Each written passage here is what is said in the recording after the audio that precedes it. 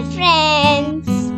The short story Red Bird, Blue Bird and Green Bird. Once upon a time, there were three birds, a red bird, a blue bird and a green bird. They loved to fly high in the sky, but they always argued about who was the fastest. One day, they decided to have a race to see who was the quickest. They flew and flew, but they were so evenly matched that none of them could win. Then they saw a little bird who was struggling to fly because its wings were injured.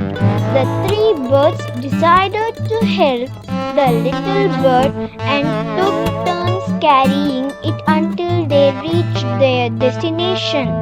From that day on, they realized that being kind and helping others was more important than being fastest and strongest.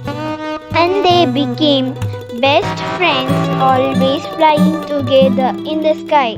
The red, blue, and green birds. The end. Bye.